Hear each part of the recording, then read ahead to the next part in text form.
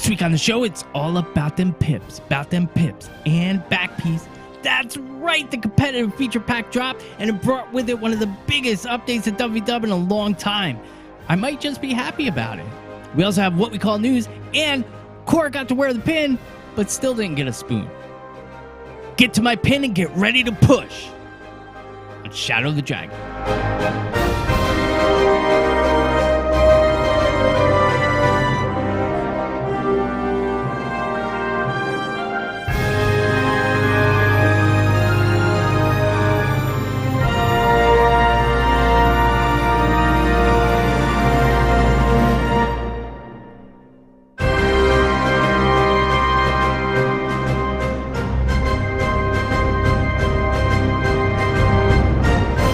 Welcome to Shadow the Dragon.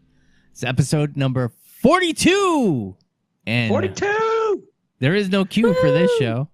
My boy, 42. All right, so joining me tonight, she just wants her freaking spoon, man. It's Kora. I really just want my commander spoon. And it's all that I want. It's all that I need left. Just let me have it. And he wants everybody to just STFU and play. It's Gallios. Damn Skippy. just STFU and play. Damn it. What's up, everybody? Y'all? So how was everybody's week? What'd you guys do? Guess. Yeah, well, we did it together. 3 tries. First 2 don't count. W-Dub, and W-Dub. And I even hopped in. Kora jumped in. Not only did she jump in, she was quite lubricated socially. She was slamming him back.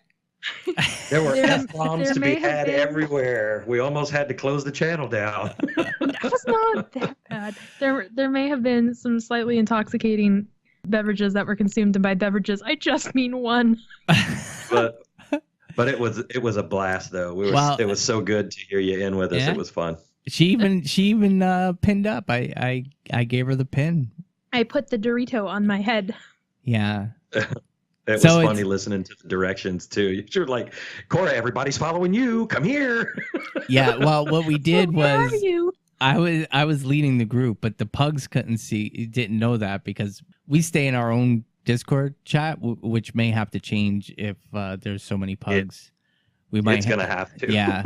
So Kora had the pin on, but I had the swirly, and I was still leading because Kora had no idea what she was doing. So it was like, you gotta stay by me. Stay by me. I was trying, sort of, more or less. We got attacked. I'm gonna do my best imitation of how this attack went down. So which one? I see a blob coming at us. So immediately I'm like, all right, everybody stack up. Get on my pin.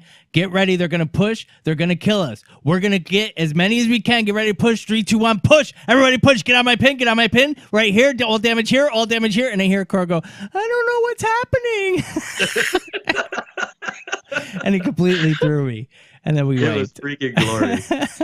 I mean, this was was like the last 2 people standing in the whole group where me and Gord were like, where the hell is everybody? No, because Kora didn't know what to do. We pushed in, so a few of us pushed in. Our frontliners pushed in, and Kora was just standing there looking at the pretty veteran air elemental at the shrine. so there's like a blob of like 35 people behind us. Fast. And the pugs are like, what happened? Why are you running ahead of the pin? That's why you're dead, noob. PvE, get out of here. Like, wait. It's not my fault. I'm not the one that was like, hey guys, I'm gonna put the Dorito on my head and run around. Like suddenly there was just the pin on my head. Yes. And you were like, maybe this will help you use your spoon. I was like, I don't know if I this is lied. a good idea, but okay. I lied. That wasn't gonna help you get your spoon. That was totally for my amusement. Period. I waited a long time to get you in WW, and I enjoyed it. It was a good time.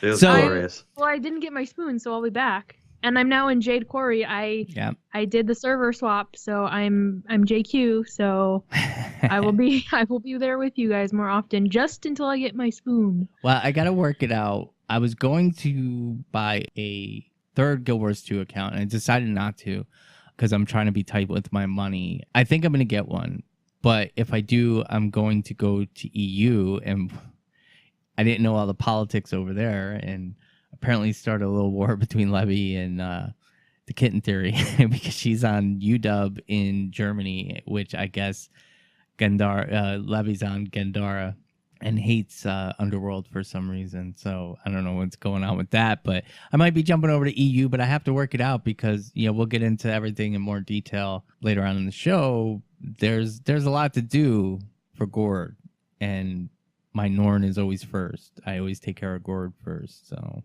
we'll see. I'll work it out, though. I just want my spoon. Apparently, when you don't have the spoon and need the spoon, you see one drop in every 1,000 bags. But when you have a spoon already, you get one every other time, which is funny, too, because when we were running, I was like, oh, look, Kora, I got a spoon. Oh, look, Kora, I got a spoon. It got to the point where I'd hear you start talking, and I think I at one point was just like, don't even say it. And it's like you weren't even going to say it. You were going to talk about something else. And I was like, just shut up. Just shut up. I'm tired of your voice. That was probably when we were getting ready to rally and push. So it might have been. So you kind of have to talk it through. Did you guys get anything else done in game? No. I hit platinum.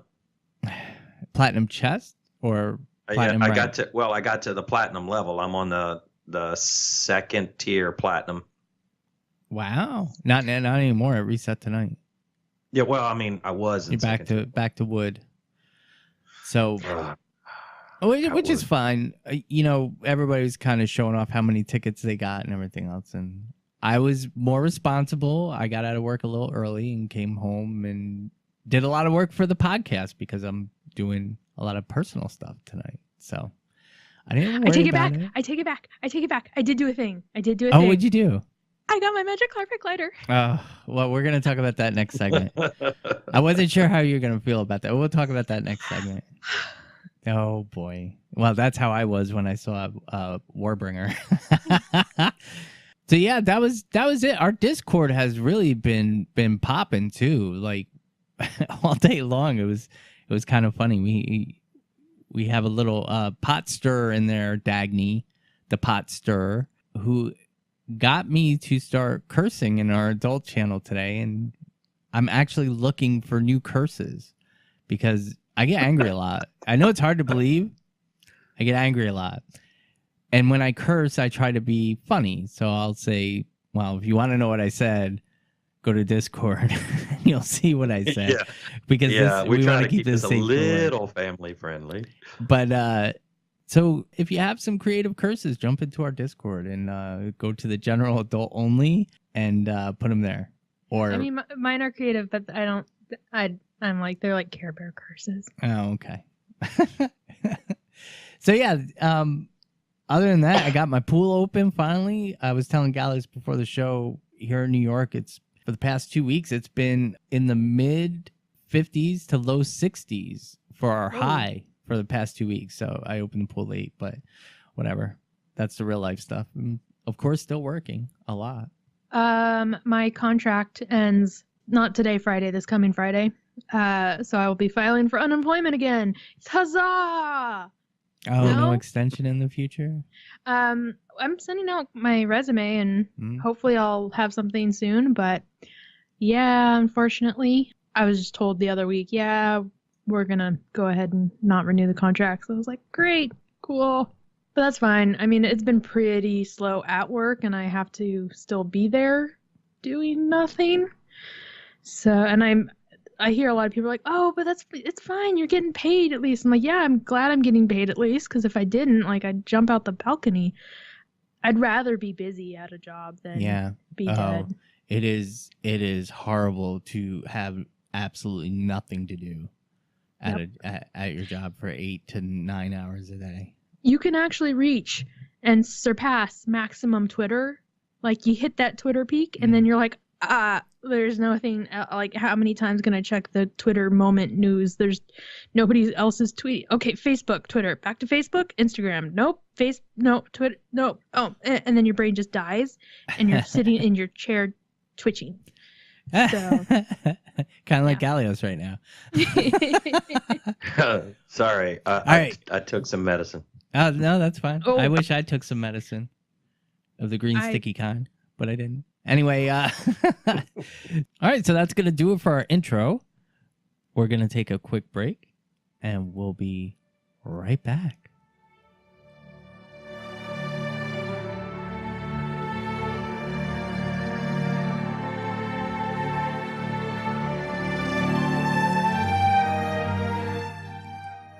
And welcome back.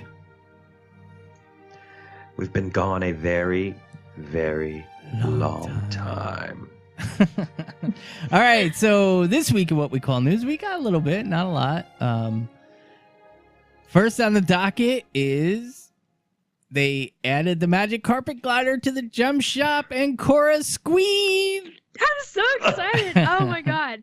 I didn't know it was coming. I didn't know it had dropped until Gord was like, hey, did you see the thing? Poked you on Discord. I wanted to see your reaction to seeing the thing. And I was like, what? And I immediately hopped on Twitter. I was like, what is this about a flying carpet? What?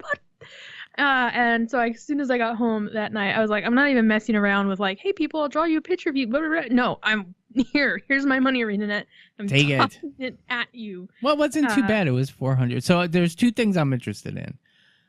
First, you already had a magic carpet toy. Yes. You still had to buy the glider? Yes.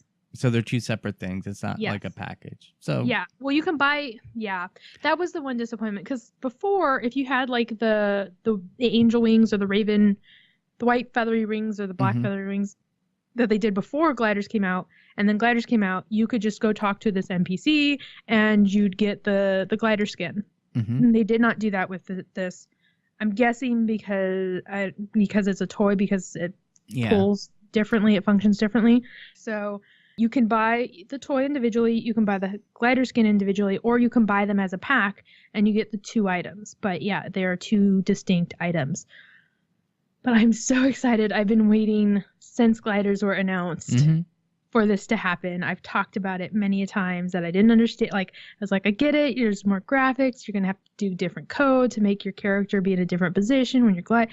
But I'm so happy that it's finally there. And somebody immediately was like, great, now they can do the witch's broom. Well, that's my second question.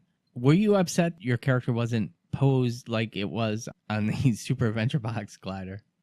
No, I wasn't. No. I kind of was. I thought that was lame because they're kind of just sitting there. And I think the same pose that they did on the Super Adventure Box glider would have been... Aren't you just standing, though? Yeah, you're standing with your arms crossed, and you're standing there, like, in epic pose. Oh, yeah, I guess that could have been cool, like Aladdin on the magic carpet, kind of powerful.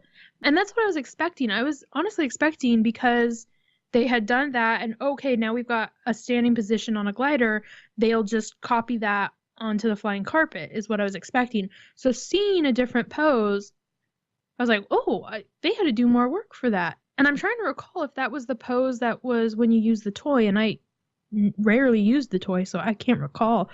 But no, I wasn't disappointed. Okay. I thought it was fine. I thought it just looks like, cool, I'm chillaxing on this magic carpet as I glide down through Divinity's Reach. Yeah, so. I think it would have been a little more epic with the same pose, but I mean, they did something different. If it's the same pose as the toy, then that's cool too. I personally won't buy it, so I'm glad. Because, I mean, my Norn... I had to buy the Super Adventure Box glider, but that's that. No, I'm fine with it.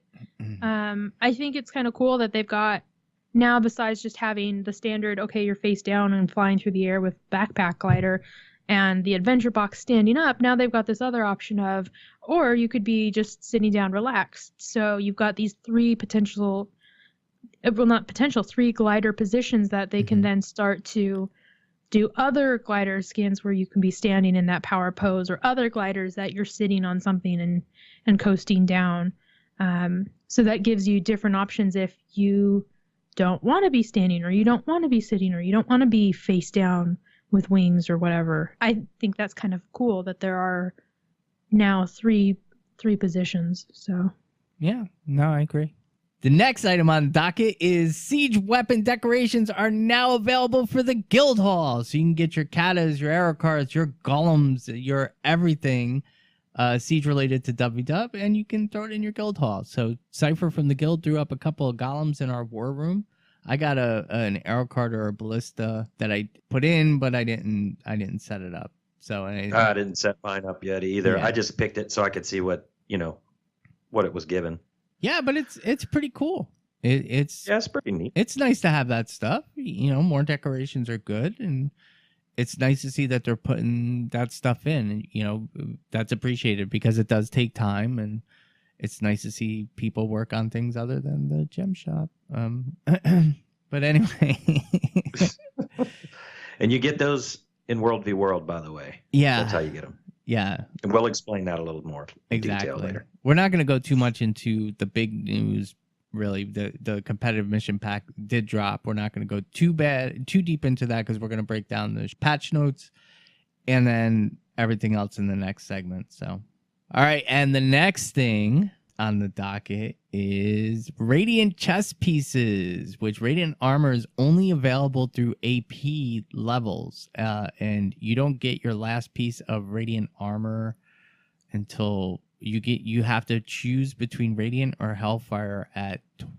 29 or 30. I think it's 30,000 points and 32,000 points, or where they open up. I could be wrong on that, but it's pretty lofty to get the chest piece. Well, the Radiant chest piece turned up in the guaranteed wardrobe unlocks. Now, it was just a bug. They have been made aware of it, but obviously some people got the Radiant chest piece from the guaranteed wardrobe unlock. It showed up in the preview. I'm not sure if anybody got it. I heard that somebody with 16k AP did get it. It doesn't bother me that much. It was a mistake, but I would just hope that ArenaNet would take that away and give them maybe something else. Give them back a guaranteed wardrobe unlock once it's fixed or whatever. So I know a lot of people on Reddit had a, salt baby over it. Yeah. What's new? I've actually stayed away from Reddit a lot this week. I never go there unless you make me in show notes. Well, yeah, but I link it. I give you the exact link of what I'm talking about, and then it's up to you what you do with that. Yeah. It's so toxic in there sometimes. Yeah. Not Reddit. All right. So that's all the ANET news. I kind of rushed through it because... Oh, do we have stealth news? Oh, you know what? We do, and it might be something that I forgot. What did you forget? I found out on Twitter that there is a new narrative design. Yep. Yeah, they oh god, I'm trying to find his name is Michael Yichow. Yes, there you go. Yeah, he posted. He's not originally, but he's done. I think is it Pathfinder? One of the Wizards. Might have been Wizards of the Coast. Wizard of the Coast. It was some wizard game, not Wizard 101. But the crazy thing for that one is he was moved to their narrative team just back in January. And so now he's switching over to ArenaNet. But it looks like he has more experience in that. At one point I went on and found him on LinkedIn to try and see what else he's done. And it looks like he's done stuff for Disney and a couple other companies. So these few months that he was in a narrative role for the Wizards game doesn't look like it's his only experience doing narrative. So yeah, I'm excited to see what he's going to bring to the game. So what was that? I'm trying to think who all is on the narrative team, and I can't name all the names. I know there's Tom Abernathy now. There's Bobby Stein. There's Alex Kane, and now there's this Michael guy, and I think there is still a couple women who've been there long term. And I know Angel McCoy used to be. Is she still there? Does anybody know if Angel and Ree are still there, or if they moved on to other? Ree Sosby has left. It was not announced, and it did kind of stir up some drama. But ArenaNet. I know I've been vocal, and it might seem a little hypocritical of me now, but I've come to accept the fact that ArenaNet doesn't have to share when every single employee leaves. But Reese Sosby left, I believe, in February. Mm-hmm. And I think she was replaced by is it Tom Abernathy? Tom Abernathy. He's an awesome guy. He is amazing. I think she was replaced, and I don't know if Angel is still there because I just looked up Angel on Twitter, and it still says that she is narrative designer for Guild Wars 2. Okay. So Angel's still there. I don't know if she's the only woman on the team, or if there are others that I just don't know about, or they're not very public about the fact that they're on the team. I would love to know if there's what other women are on the team, if there are other women. But I've met Tom Abernathy, and he's an amazing writer. He's an amazing person. So having him be in one of the helm positions for steering the narrative, I think is awesome. Yeah. And that's kind of why you don't know how much was done. Mm-hmm. And it's kind of why I'm trying to give the story from Living Story episode 5 a chance. I didn't like it. I didn't like the twist initially. I want to see what the next chapter brings, and then I can make a decision from there. Because somewhere, and I'm pretty sure, I know I'm speculating, but I'm pretty sure that when Mo took over and Colin left, Mo changed the direction of the ship. The direction of the story, and we're starting to see that. So I'm trying to lay back. I know it might seem a little hypocritical of me because I did in the past kind of rake ArenaNet over the coals. Kind of. Well, some of it was deservedly, but you find out that people leave. But people leave. Yeah. People leave. Well, that's the thing. I mean, you look at the game now, or the expansion that's coming, and you compare it to the game when it launched, and it feels like a different game because mechanics have changed and this and that have changed and the story has changed. Well, yeah, because the team has changed. Some of the people who worked there creating the original core game are still there, and some of them are not. The whole thing is I'm reserving my soul. My soul is here in my soul. So don't worry about that. But where we're at now is you have to give ArenaNet the benefit of the doubt. If you're any kind of fan, whether you're a fan like me who is vested in the game but very critical of the game, or you're a fan like Kora who's very careberry and ArenaNet does no wrong, and I don't mean that to be mean, but whoever you are, right now, the story is changing, the direction of the company is changing, and based upon what we've been receiving in Living Story updates, in content releases, has been of high quality, highly polished, and the game's going in a good direction. So even if you don't like certain people behind the scenes, I am of the opinion now that I want to see what we're going to get in the next expansion before I make a decision. I may very well go back to spitting and cursing and everything else, but I may not. And at this point, with 12 years invested in this franchise, I just decided to sit back and see what comes. Because I might like it. There's a lot of times that I don't like things when I first read it, and then I'm like Legendary Armor is a great example of that. I hated it in Halloween. And I was very vocal about how much I hated it, but I'm crafting a heavy set now.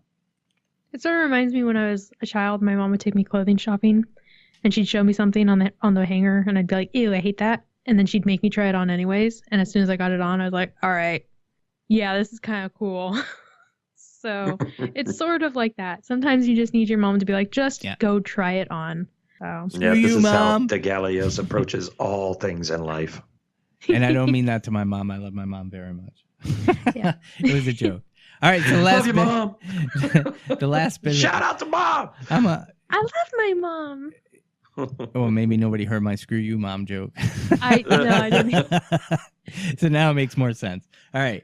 So the last thing is we got listener mail, which I love. Holy crap-oly. And I didn't share this with Gallios, and did I? Oh no, I did. You shared it with me, I think. I shared it with both of you. Yeah, I sent it to you.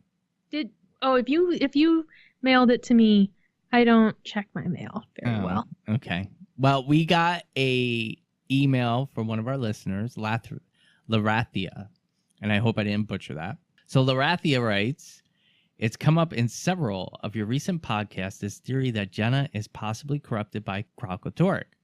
It's a theory that I don't like for a lot of reasons. First among them being GW2 is a rare MMO that has a woman in a position of power that aren't decorations or inherently evil. And if Jenna's a bad guy, that kind of throws that trend out the window. Same goes for Anise. But the main story-based reason I don't think Jenna's going to turn out to be evil is simply have you, Gord, replayed the story recently. I mean, from the beginning. Mesmers are often bad guys. Mesmers nearly take down Fort Trinity before it's properly set up. Mesmers nearly separate you from the Pact early on. 2, optional story choice true, the one where you're accused of shelling your own side, but it turns out that they were risen, clothed in illusions. There's Mesmers guarding the mouth of Zaitan, and Mesmers guarding the cauldron. And in most recent Living Story seasons, Mesmers turn up frequently as not just bad guys, but really bad guys. I'm sure there's more examples. ANET has done very well in its storytelling of, well, basically not all X. Against Zaitan, you'd think it's necromancers that are really bad, but hey, there's Traherne proving otherwise. In Living Story Season 2, Heart of Thorns, it's not all Sylvari. You'll find some good ones in key roles, right along with the bad ones. Jenna and Anise are basically ANET's not all Mesmers characters. For all the evil Mesmers you run into in the course of playing through the story, Jenna, Anise, and Casimir are basically the ones you go to as proof the class is not inherently evil. So no, I don't think they're going to turn out to be bad guys later. I do find Jenna recalling Logan at the key moments suspect, but we do have precedent for good guys being misled. Kaith in Living Story Season 2 / Heart of Thorns, she really is resisting Mordremoth's call, but not completely. It goes a bit sideways and ultimately it's temporary. I think Jenna may have been temporarily misled in the same manner. The Crystal Dragon was in direct danger at that point, after all, and powerfully motivated to weaken its enemies by any means possible, however temporary it might be. So I'll buy Jenna being temporarily fooled, but not corrupted. I don't think ANET is going to toss our best example of good Mesmer out that easily. Yes! Yes, yes. So there's more. Hold on. Okay, continue. So I wrote back to Larathia. Uh-oh. And this is my response. Larathia, thanks for the email. You have some great points, and I have to say I agree with you. But I, parentheses Gord, have always found this theory interesting. I honestly do not believe or buy into Jenna being an actual minion of Kralkatorrik. But what if Kralkatorrik could influence Mesmers? How crazy would that be?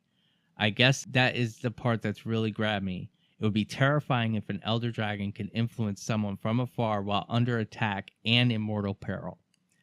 Would be cool to see, but it seems though, at least at face value, that we may never find out. Or maybe we will, who knows. Thanks again for the note. I will share it on this week's show, and believe me when I say I really hope Jenna is not Liz or Ilya, and much more, I hope she's not a dragon champion. Thanks for listening. So, Larathia, what is your face, Cookie? This is my standard Gordas talking face. Oh, okay. So, Larathia wrote back and said, Gord, I think you're safe, ? If the enemy going forward is a human god, as seems to be the case given Balthazar, then the story is likely to shift to not all humans. Witness how the humans in Dragon's Watch reacted when they realized what they were up against was one of their own gods. Even your bestest story friends are thrown, to say the least. That's a strong sign that humans are going to have to really think about what they believe and whether they want to fight their own god of war and flame, and what it means for them as a people, much as the Sylvari were thrown to find out they came from Mordremoth and had to rethink their outlook. Jenna being other than human really means the humans would have no one to look to, which I don't think ANET would do. At most, she may be chosen of Lys / Ilya or another human god, a human champion to stand up against Balthazar to set an example. But she's not going to be a god herself, because that turns the story into basically God versus God. The Pale Tree did not rise up and send all her children against Mordremoth. We got a lot of examples of Sylvari being scared, retreating, confused. Sylvari had to choose where they stood and stick to it. Anet would be doing humans a disservice to give them an easier time than that. Although I will admit it amuses the hell out of me to think of Jenna as the human Canuck. She just doesn't have the power of snark. Anyway, I do love listening to the podcast, as you can tell. Keep up the good work. So thank you for the email. Great email. That was really good. Yeah, it was. I mean, I gave my thoughts on that theory. Kora? I think they. I'm going to say they, whoever this person is. I'm going to go gender neutral. They are my new favorite person because that was a really amazing theory and yours was poop. Well, I just want to say that is not my theory. That theory, I saw that theory. You had words that came out of your mouth. Oh, I present all theories. That were poop. Okay, that's fine. If you think the theory is poop, that's fine. The theory is poop, which means, but it's not mine. Like, I feel like it could be a thing, but like I don't want that to be a thing. And I really think she's right. Like it would. There's just too many things where it'd be like, really, that's what you chose? Really? Why? Yeah. So I'm very hopeful that is not what they actually chose. But time will tell. We'll find out when we get the next chapter, the next expansion, and we get to go in there and battle the next whatever. Yeah. So Gallios, any thoughts? Huh? Any thoughts? No. There's not the WW yet. I'm just a little loopy at the moment, so pardon. I'm freaking Poor jealous. Gallios is tired. We can't have this be a long episode tonight. I can't get my thoughts in a straight line, so I'm just going to sound even more ridiculous if I continue. So I'm going to leave it at the theory crafting to the geniuses, and I'll just go sit over here in the corner. All right, so I just feel like I need to rub your little bald head, Gallios, and be like, it's okay. So just to reiterate, this is not my theory. I did not come up with this theory. And I read this theory 2 years ago on Reddit, and I was like, this is stupid. That was my initial thought. But then I reread Edge of Destiny, and there's a few lines in there that are suspect. You know, Logan's brother asked Jenna straight out, hey, did you enchant Logan? And she was like, she didn't answer. Logan was like, what do you mean? And he's like, she's a very powerful mesmer. And that was kind of the end of the exchange. And that just might be to put it out there that she was a mesmer. Well, and that might just be like he was asking like, hey, so my brother is kind of stupid, I admit, but like suddenly he's like really hot for Queenie over here. Yeah. Like, did you like maybe cast my brother, he's a dumbass.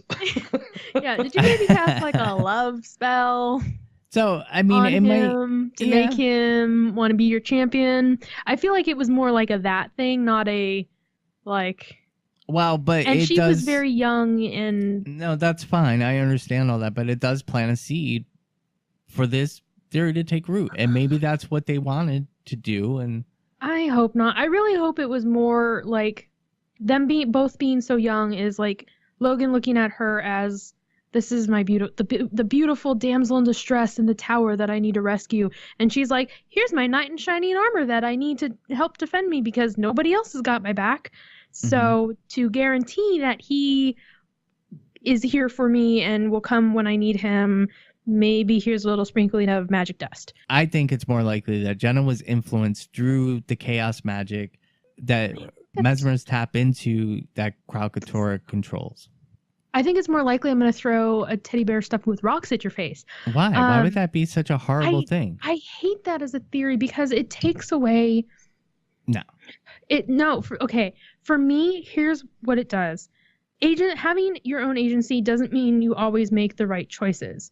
And having it be, oh, she was influenced by the dragon takes away some of Jenna's agency. And I'm okay with her agency at the time being, I'm going to make this bad decision but for like what I think are good reasons, because I'm like barely out of my teenage years and suddenly I'm queen and I am scared and I want a champion and this guy's hot and he says he wants to be my champion. So cool. I'm going to make sure he can never not be my champion. I'm fine with her being a flawed character and using her agency to do that, to cast this spell, to bind them together, and to sort of almost like a glamour, like make her bigger in his eyes, that, oh my God, my beautiful queen that I'm in love with and I've got to protect you. That was, to me, having it be a dragon takes away some of the significance of Jenna doing that. It took away her agency. Instead, it was this giant magical being that was like, yeah, I'm just going to manipulate you and have you do this thing. And you think you have agency, but you really don't. You're a puppet. But what I'm saying is Jenna did do all that first interaction, that first meeting and everything of her own accord. She did it. It's not like, oh, Logan, here's the love potion. Now you love me and you'll kill yourself for me because later on I'm going to save an elder dragon. But at that point, when she does call Logan to her, it's because of Kralkatorrik. That's what I'm thinking. I still think it's poop, but we should move on because Gallios is like falling asleep. So you guys got to get on that world versus world stuff to wake him up. I won't fall asleep. All right, so that's going to wrap up what we call news. We're going to take a quick break, and we will be right back.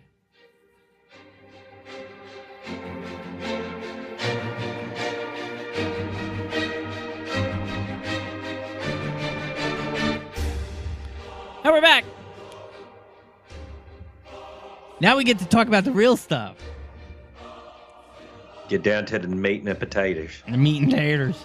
Cool. I'm just gonna log off for 45 minutes. I'll be back when you guys after that. All right, so yeah, the competitive mission pack has dropped, and some people are. I mean, this was a big splash, huge splash, completely out of left field. Nobody thought that anything like this was going to happen. And I had just said in our last show, oh my God, it's lame. We're not getting a WW update for a year. And, we got a WW update. Not just that, we got the competitive mission pack. And, a couple people have said this, but kudos to ANET because we know we're close to the expansion. They could have held all the WW stuff back and saved it for the expansion, but they didn't. They let it all go. So what we decided to do is I'm going to go through the patch notes and kind of explain the things that not everybody might be aware of. And then we're going to give our reactions to the certain things. I'm actually going to break down the recipe for Warbringer as well. So, and we also have some tips and tricks for everyone. So let's get this started. All right, so first things first, Power of the Mist has been disabled and has been replaced with the new skirmish reward. Now, Power of the Mist, everybody probably forgot about, but you would get a bonus in PvE based on how well your server was doing in WW. So you would get things like Artisan, which gave a 1% to 3% chance of getting an extra strike on node gathering. You'd get like crafting bonuses. You get all these different bonuses if your server was in first place. So that's gone. And to be honest, nobody's really going to be upset about it because all the increases were 1% to 3%, which is negligible in this game. Mm-hmm. The other thing... Never notice them anyway. Yeah, you don't. You're not even going to notice the difference. The other thing in the general category was standard enemy models option beneath competitive now functions in WW, and I thought that always did. So what that does is it changes everybody to a standard model. So that way when you're playing, even on a high-end computer in WW, when the Zerg goes by, you shouldn't get skill lag. You'll still get skill lag. That's a server issue, but your computer shouldn't slow down to like 5 frames per second if you're running a decent processor with a good GPU. So that's another thing. I guess that was only PvP. I thought that was always in. No, Gallus is shaking his head.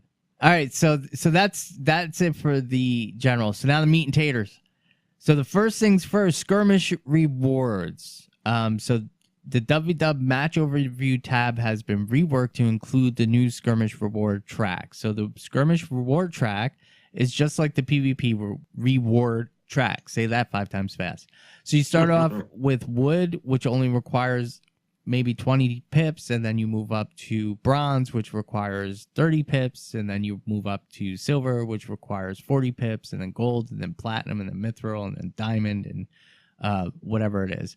So you move up through the ranks just like you would in PvP. You have to fill your bar with pips in order to advance to the next. So I think there was 3 wood chests, so you had to do all 3 wood chests to get to bronze. Then there was 4 chests for bronze that you had to do, and then there's 5 for silver, and so on and so forth. So pips. Everybody knows what a pip is if you played PvP or if you followed anything. If you didn't, we're going to explain it. A pip, it's Kora's giving a thumbs up. So a pip is this little slash mark, really. So when you look at your chest, you will see on a wood, like I said, you have 20 pips to fill. So when you get those 20 pips, you get your wooden chest, which gives you rewards.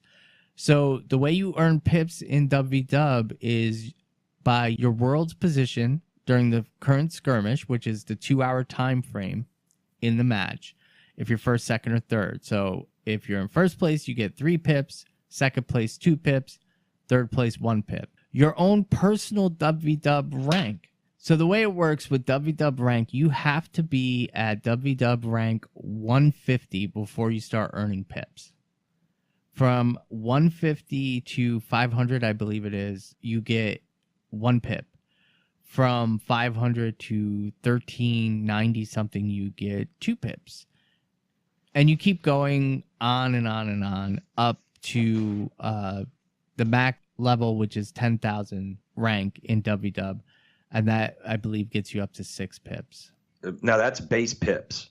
That's your base That's not pips. your bonus. Yeah, that's not your bonus pips. So if we're just to make it easy, if your server is in first place and you are rank 895 like Gord is, you're getting 5 pips. 895. Yeah, you get 5. I'm getting 6 right now. Yeah, because you're one rank up above. So if server's first, I'm at rank 895, I get 5 pips. So if you're commanding a squad, you get 1 pip. So if you're commanding a squad of at least 5 people, you're only going to get 1 bonus pip. And that's going to be important later. Playing on the same world for at least 3 weeks is going to give you another bonus pip. And then playing on a map which you are outnumbered gives you a lot of pips. So if you're playing on a map where you're outnumbered, you're getting 5 pips. And people have been farming maps from what I heard. They've been looking for maps where they're outnumbered. We haven't been outnumbered yet, but I've heard some of my friends talking about being outnumbered on their server and getting all the pips. Basically, we've been, well, at least I've been in when we've been outnumbered, and they bounce from map to map to make it happen, and you know, it's a bit frustrating. Well, people are gonna farm, and we're gonna get to that later. Let's get through the patch notes first. So that's all your pips.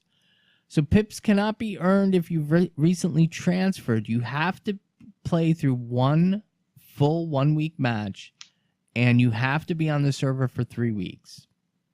No, you have to be on the server for 3 weeks to get your loyalty, but you have to play through one map. So if you transferred on Thursday, you would not get you would not get any pips. Cora's pointing to herself because she transferred on Thursday. You would not get any pips until next Friday's match. So Friday coming up at the end of this week. If you just transferred, you just have to wait. And this is a good thing. You know, people have been complaining about this. Stop complaining about this, because before you were complaining about this, you were complaining about, oh, everybody bandwagons and everybody bandwagon servers. This is meant not to. Now, this isn't going to solve the problem because you're only getting 1 pip. And some people might be like, well, I can get more pips on this server because I'm going to be constantly outnumbered, so I'm just going to go there and I don't care. I'll wait the week and I'll whatever. So that's that. So crossing tiers and divisions gives various rewards, including skirmish claim tickets, which have replaced the tournament tickets. That can be used at the skirmish supervisor vendor.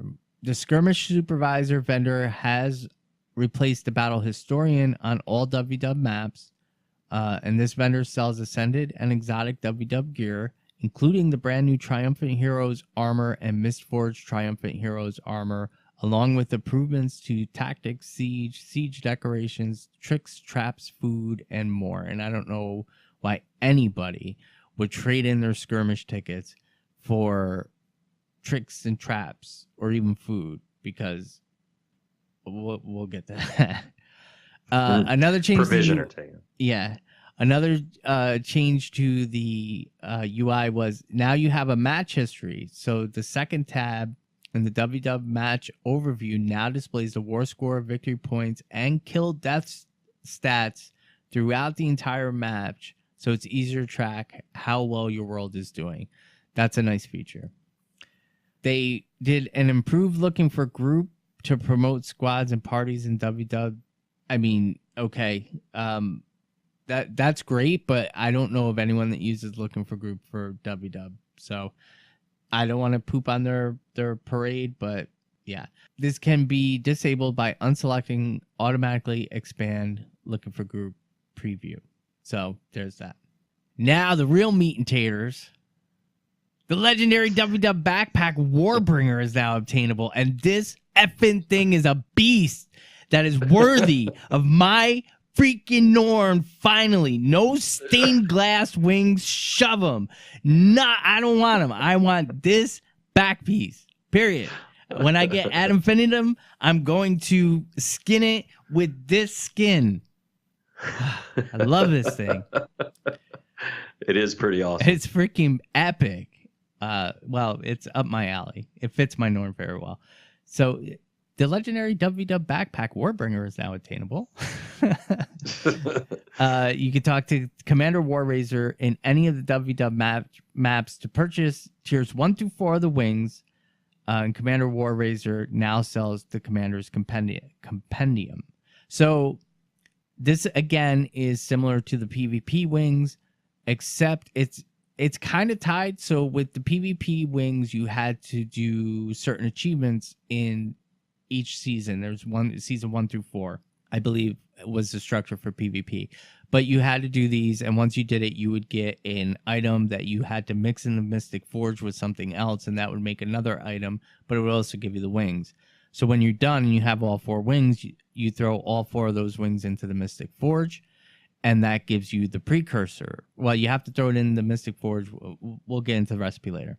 So that's it. That's what came for WW. Now, this had a huge impact. Real quick, I'm going to go through the other part of it that's not, well, maybe as cool. I don't know.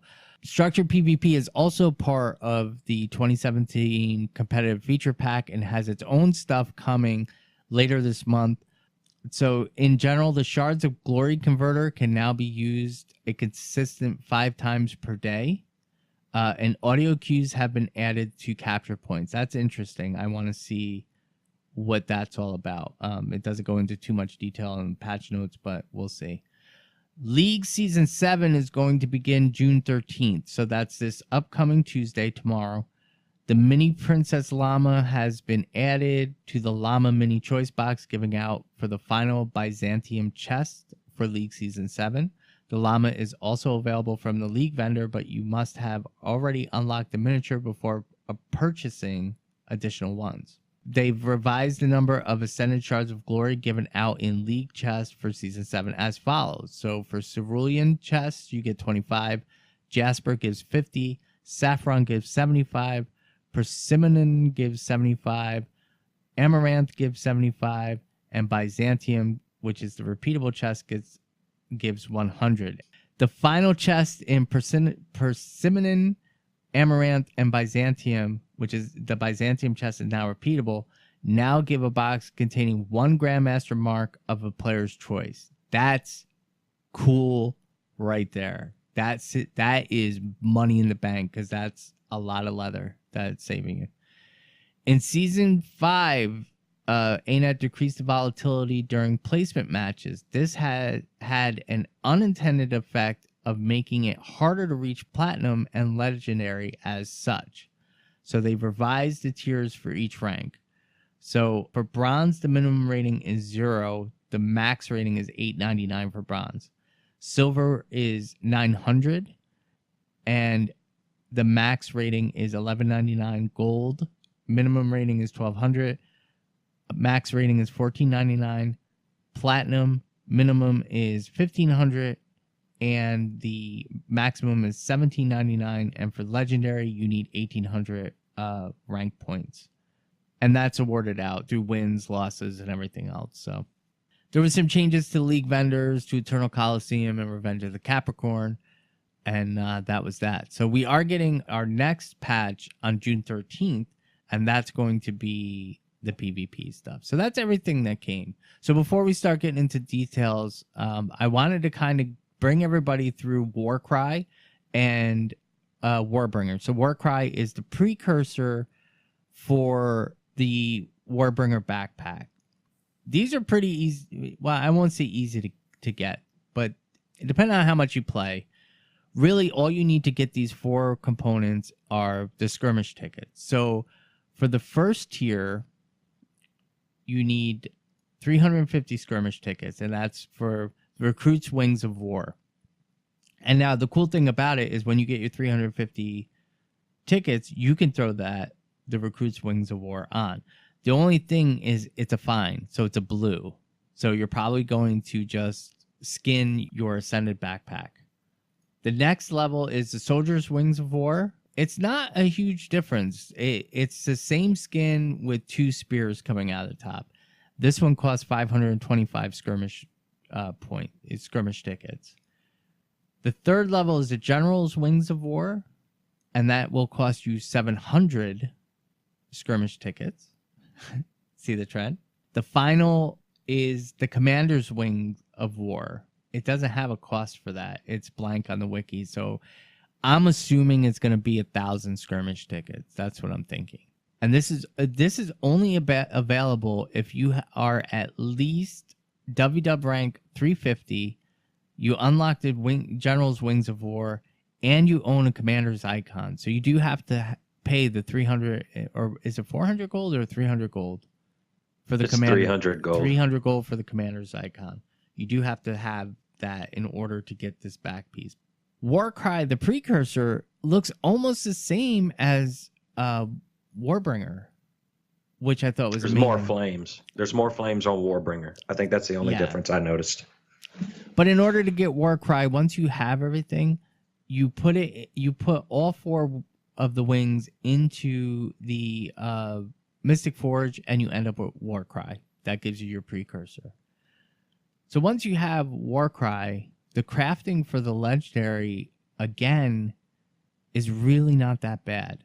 It does need some stuff, so you have to get the Gift of Warfare, which requires a Mystic Essence, which I already crafted mine. But you get the Essence of Strategy, 250 vials of Bloodstone Dust, 50 vials of Potent Blood, and 20 vials of Powerful Blood. The Essence of Strategy you buy for 1,000 Badges of Honor from Legendary Commander Warraiser. So it's not horrible. To me, that's not that horrible. I've been taking nothing but the 20 Badges of Honor from every one of my skirmish chests. So I don't think it's that bad. Not in the legendary frame, because, I mean, hell, I'm doing Nevermore. Been doing that damn thing for a year. Exactly. So when you unlock the next tier of the wing, so for soldiers, you get the Essence of Animosity. For the generals level, you get the Essence of Carnage. And for the 4th level, you get the Essence of Annihilation. So once you have all 4 of those essences, you can craft them in the Mystic Forge to make Gift of Warfare. And then you need to craft the Gift of Conquering, which is 1 legendary spike, 4 Gifts of Battle, 250 Memories of Battle, and 2 Vision Crystals. Now, in the time it's going to take you to get the skirmish tickets, because let's go back and count. It's 350 for the recruit, 525 for the commander. So where are we at? That's 875. Another 700, so that is 1575. And we're guessing 1,000 for the 4th tier, maybe a little bit more. So let's say you're going to need 3,000 skirmish tickets in order to get that. So during that time, I've already locked in my gift of battle reward track. That's all I'm doing until I get at least 6 or 7 of them, because I'm going to be in WW anyway. So that's how I'm going to do it. So I don't think it's too steep. The time gate, a lot of people have said, is pretty steep, but the thing about this reward system, especially with this back piece, is this was tailored for WW players, and you have to play WW to get the stuff you need to do this. They did the same thing in Fractals with Ad Infinitum. They did the same thing in PvP, and just because this is the best legendary back piece, in my opinion, in the game right now, it shouldn't be any different. And I think that the requirements are super easy, because you can work on this stuff while you're farming the skirmish. You can get gift of battle a week. I mean, I can. I can do. You can get 2 a week. At least, yeah, I can do at least 2 a week. Yeah. Reward tracks, and I've just been bouncing all over. I just let them go, and I get it because I'm, getting the collections and crap. But yeah, and somebody on Reddit easily do it. Yeah, and somebody on Reddit did the math and said if you play WW for 5 hours a day every day, it'll take you 4 months to get the skirmish tickets that you need in order, based on basic variables, but it would take you 4 months to get all those skirmish tickets. Now, the only snafu of this that I really don't like is if somebody never turned in their WW tournament tickets from the 2 WW seasons that we had, they got to keep them. That I didn't like because I spent all mine. I don't know if I like it either. It's one of those deals where, like, you don't know what's coming. Why would you hold on to skirmish tickets? Well, when you don't know what's coming, unless you're going to buy something that you already know is coming in the next season. Yeah. If somebody looked at the Mistforged weapons and didn't like them and like, screw it, it's in your wallet, you're not thinking about it. ANET has to be fair. To their credit, they have to be fair, and they can't just say, okay, we're not going to do anything with these, and we're taking away the Mistforged weapons that you could have bought with them, and now you're just going to have this dead currency. We're just going to delete it because you should have used it by now. They can't do that, and they're not going to do that. They've never done that in the past. So the only reason why I'm salty about it is because I bought the stupid Mistforged weapons. If I could, I would trade them in to get those tickets back, so I could at least get to the second tier of that sweet backpack. Right. Because I want that shiny. That just took every precedence over everything. Screw liturgy, screw everything else. I want that backpack. So that backpack's awesome. It is awesome. So hopefully that helps. If you follow through, everything is at Legendary Commander Warraiser. So everything's with him. It's all on the wiki. It's very, very simple to get. It might have been a little bit easier to do in PvP only because people were cheesing to get their way up to Legendary for that back piece. But you know what? That's a silly stained glass back piece, and some people like that. And I don't want to poop in your Cheerios, but I'll take Warcry and I'll take Stage 1 Warcry over stained glass freaking wings any day. Sorry, but I will. So that's that. And the other cool thing about this is, just like all the other legendaries, this is a back piece glider combo. So you get a glider unlocked when you unlock the legendary. And they're stat swappable and everything else, just like everything else. So I love it. I was flipping out on Twitter if anybody was following it over this back piece, exactly over this back piece, because it is epic. It stays on. It's on fire, but there's a slight transformation because when you go into combat, the fire increases in size. No, I thought it was going to go out. No, it goes up. Fire burns brighter. Hold on. Wow. Let me double check that.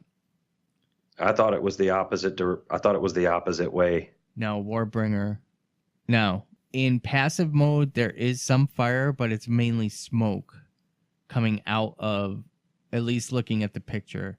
And then when you go into combat, the fire increases. and more spears come out of it. And it is freaking brutal. God, I want that. So that's that. There's a nice breakdown of everything that you need for materials wise on the wiki. And if you look at it for a legendary, it's really not that bad. Oh, here it is. It's on the wiki. Verification is requested, but they're saying that the Commander's Wings of War are only 875. So you're talking 2,450. I think that's unlikely. I think ArenaNet likes round numbers. So 2450 is what the wiki is saying right now, but we do need verification. I'm going to say that it's probably going to be 1,000 or maybe 1,075, or could even be, I dare say, 1,575. I think the total number is going to be 3,000 skirmish tickets. So that's that. So that covers the back piece. Any questions, Kora? She's not even going to unmute her mic for us. I can unmute, but I'm not going to. Okay. So now the next thing that came into the game is the triumphant armor. And I said this on Twitter today. I do not see the legendary back piece. And maybe it sounds silly, but what I think the prestige item for WW players, for hardcore WW players, is going to be the tier 3 triumphant misforged armor, because that's serious world v worlding right there. Yeah You can get the first tier through the reward track, right? You can unlock all 3 armor sets. Yeah, you can get the armor sets through tier 1 just by running it through the reward track, because, and the way I found that out, when you go look at the armor pieces, if you've ever done the Triumphant Reward Pack, you'll see what you've already unlocked. And there's a gold, I think it's 2 gold plus skirmish tickets to unlock it. I have to go look again. Yeah. Possibly some badges.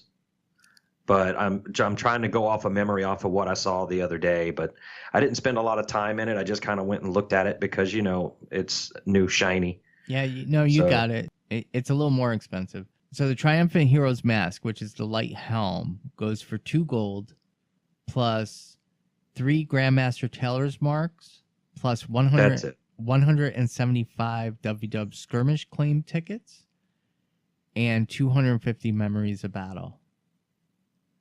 So that's the headpiece. The shoulders are the same cost. The coat is 3 gold, 4 Grandmaster Tailor Marks for the light armor, 350 WW Skirmish Claim tickets, and 250 Memoirs of Battle. And then the gloves will be the same as the helm. The pants are 260 Skirmish Claim tickets and 4 Grandmaster Marks. So it's pretty expensive to make the Ascended set, but it's not too bad. The Fractal Ascended that you get ends up being about a 25% discount as compared to crafting it with the materials. So, I don't know. Triumphant Heroes Ascended Armor. That doesn't make sense. You could buy that for the same cost. Triumphant Hero Ascended Armor. The wiki has to be wrong. Each piece can only be bought once. The equivalent Triumph. Yeah, you have to buy the first one, then you can buy the second one. So it's like doubling the price. I see. Okay, so that makes sense. So for the Triumphant Heroes armor, you have to have each piece of the tier 1 armor that's unlocked through the reward track. So you have to unlock your tier 1. Okay. That's what I was saying in Discord the other day. You have to get tier 1 to move to tier 2. So you can't just go, like, you can go buy your cultural armor or whatever, you can just go buy tier 3. Exactly. And for this, you have to achieve tier 1, which by compounding the price makes it more expensive for tier 2. Well, no, because tier 1 you can get through the reward track. So that's the time gate. So you don't have to. You can't actually buy the tier 1 hero armor. Triumphant and again, armor. If the armor is what you want, you lock the reward track, play a couple of hours every few days, and you can get 2 pieces a week. I mean, no, that's you just easy. got to play it. Yeah, that's definitely easy. You can get 2 pieces a week, easy. The big punch in the gut for the Mistforged Triumphant Heroes armor, which is tier 3 of the armor, is that your WW rank it's the same. You have to purchase all of tier 2 at the same price, but your WW rank requirement has to be between 1,500 and 2,000. So you have to be WW rank. What is it? How is it 1,500 to 2,000? No, I don't think that's right. I think it's higher than that, huh? No, I think what it is like you can buy the helm at 1,500. You could buy the shoulders at 1,600. You can buy, maybe the shoulders and the gloves at 1,600. You can buy the pants at the boots at 1,700, the pants at 1,800. I think that's what it's going to be. So the chest piece will be 2,000. So you'll have to get the full set. You'll probably have to be at 2,000. I got 400 plus to go to hit 2,000. I have 1,200 to go, but I have boosters. Yeah. So you can also the Triumphant Heroes exotic armor is you can buy. Each piece can only be bought once. The equivalent Triumphant armor tier 1 piece has been unlocked through the reward track. So you have to unlock all the tier 1 armor through the reward track, and then you can buy it. You can also get ascended weapons. Each piece can only be bought once the equivalent hero's weapon has been unlocked through the reward track. So that's another thing. And then the exotic weapons, each piece can only be bought once the equivalent hero's weapon has been unlocked through the reward track. You can get ascended trinkets through them, Miss Talisman, Miss Pendant, and Miss Band infused. And you'll be able to select your stats on that. And then, which, if I'm not mistaken, on the weapons, those pop 2 or 3 times through the reward track. So you can get ascended weapons if that's what you're looking. I think it's 2 or 3 times it'll pop, and you'll get a choice of a weapon. You'll get the exotic. 2 or 3 times during a reward track, because that's how I'm getting my collections. Now, the Grandmaster Tailor's marks are a little expensive, in my opinion. It's 25 skirmish tickets plus 10 memories of battles. That's a little steep because you need. It is a bit steep. You need quite a few of them for the full armor set. And then playing a short week and a couple of hours a day, I got to 70. Yeah.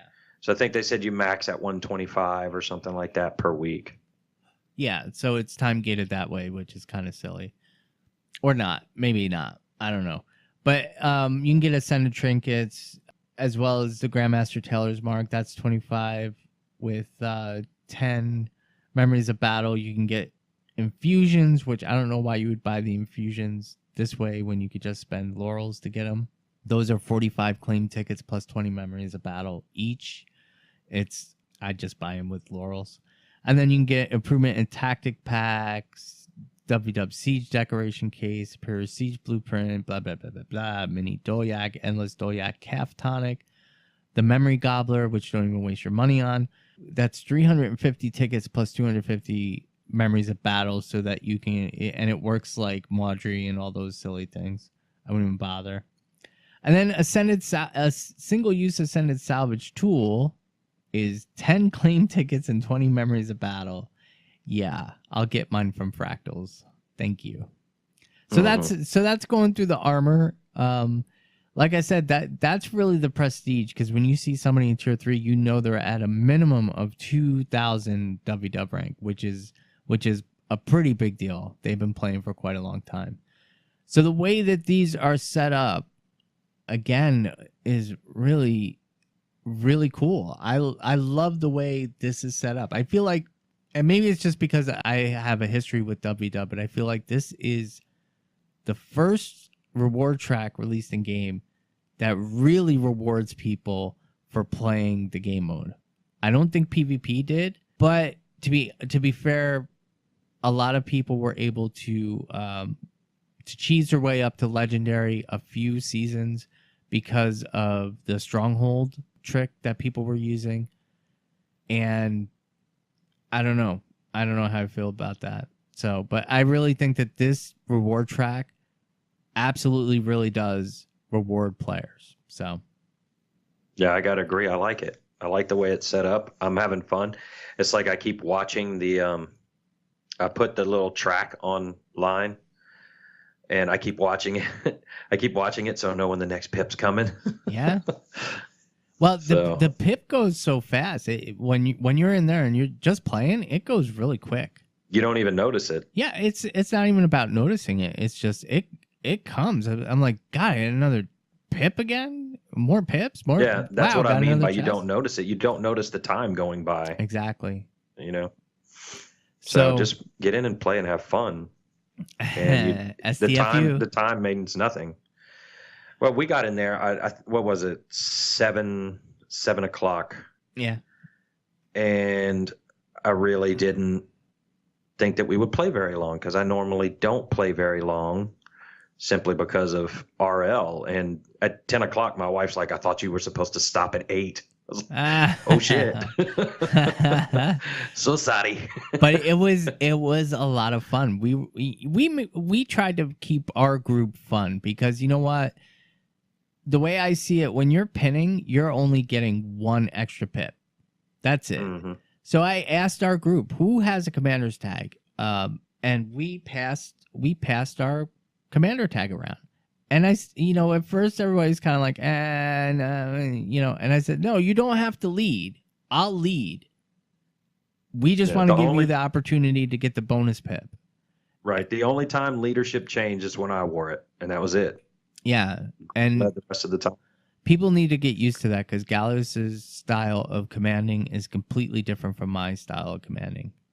So we want to kind of shake it up like that and get people used to how things go because, last week we had a lot of fun and you got to try and keep it fun, but we're also training on the run. We're training our guys. Okay, this is what we really need to do now because we used to be able to get away with just running havoc and stealing camps here and there. Yeah, 6 or 7 rangers and and a warrior. So. Yeah, exactly. And every once in a while we'd get stomped.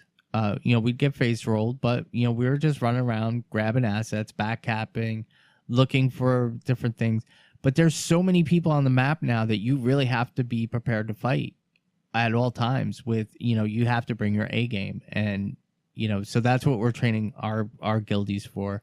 The nice part about it, which I didn't even realize, by the time I passed the pin over to Kora, we only had 15 people in our guild, maybe 16 people in our guild that were in our squad, but we had 35 people following us. So we turned into a mini map blob without even trying. So they were just looking for a pin. That's exactly. All they knew. So Gallios, all said and done, everything covered, the weapons covered, the backpacks covered, the armor's covered. What's your thoughts on this patch? I can't be more excited about it because, I play World v World all the time, regardless of how many people are there. And if there's not a commander tag on the deal, I will go and flip camps, kill yaks, do whatever, old school roamer stuff. And I kind of miss having the ability to pick up 4 or 5 people along the way to help do that. Yep. Flip towers. We flipped a keep the other day, me and 2 other dudes. Yeah. And, and it's because there's more population on the maps right now. Now, I'm giving it maybe a week and a half to settle down. It might not be like this forever. Well, I want it to be like this forever. Not the queues. I do too. Not so much the queues. I don't enjoy the queues. But the queues haven't been as bad as I expected. Honestly, every BL and EBG was at 50 when I checked keep EBG. Well, exactly, but every single one of them was at a 50-man queue when I checked at 10:30 because I was looking to see if you were in WW. Tonight. Because you were a little late. Oh, no, I just I was outside and I just didn't realize what time it was. I looked at my clock and I was like, "Oh crap, it's time to go in." But I've been enjoying it. I've had a blast, and I think the excitement of seeing what's in the next chest, or the excitement of how many choices am I going to have next? Because your rewards are going up too as your levels go up. Yeah. So like instead of one deal, you'll get 2 deals, or I just thought that was kind of neat, and we've never had that before. Yeah. I've never been rewarded for playing World. Not as much as you're getting rewarded now. The rewards. Yeah. I mean, a bunch of my friends have complained about the skirmish chest rewards, and you know what? They are kind of lame, but not really even lame. They're a little underwhelming. But yeah, grab the freaking 20. It's only 20, but grab the badges of honor, because you are going to run out of them. The proofs. Or the proofs. I don't need the proofs. Some people might. Some people might. If you're trying to level an alt in World v World, like I've got a couple of alts on my, well, not on this one, because no, I'll take that back. I think my engineer is not all the way up, so the proof of heroics would help me just finishing out. It'll also help you open up hero points on the map too. So the HOT map, if you do 10 at a time. So you're right, and that does have some value to it. And but it's not as good as the badges, because you buy stuff with them. Well, if you're geared for the weapons, if you want the back piece and that's all you want, just dump it right into the badges, because they're not that easy to come by. You do get them in ranks. You do get them sometimes as a drop from a loot bag, but that's that. Yeah, but I still just have not ever had the ability to get excited about getting rewards. I played PvP. So it's, I'm not bad at it, but I like playing with my friends. I have problems with pickup groups because either they don't like my style or they irritate the piss out of me. Or they want you to play meta. Yeah, and it's not fun for me. Yeah, and it's the same in WW. They want you to play meta too, but we'll get to that. Yeah, but anyway, I've actually been having a blast with it, and a lot of it has to do with, okay, what's over the horizon? What comes in platinum? What comes in gold? So it's been fun, and then for me, having the rank helps a lot too, because seeing something that I'm interested in, and finally being the big cheese on campus. Everybody's in the past always bragged about how they've got this much with their raid stuff, and this much with that, and this much with that. And I'm like, yeah, I play World v World. And now everybody's asking, what level are you? And I get to smile and say, hello, I'm X. What's your level? What's my level? Yeah. I think I popped 4 levels Wednesday night. I think I up to 1509 or 1510. Yeah. Somewhere around there. give or take a couple. But yeah, it's I always saw that, and the only thing I wish they would do, and this might be something that comes later, they have to figure out something to give us for the points we're getting now that we use for upgrading things like Ram Master, Catapult Master, stuff like that. So for the life of me, can't even remember what they're called anymore. They're masteries. Mastery WW masteries. They're not mastery points. They were WW masteries. Yeah. Well, I have like 700 of them that I can't use because it's everything I've got is maxed out. So it's like, why even continue giving them to you unless they plan to do something with them later? But they tried to do the repair hammers, which would have been a WW mastery that failed. They're trying things. Yeah. I don't want to get ahead. That's what I'm saying. I hope they do. I don't want to put the cart ahead of the horse. You're right. Let's take what they got now because this is only part 1 of the competitive mission pack. There's more coming, and it might just be more that's coming for PvP that they haven't announced yet.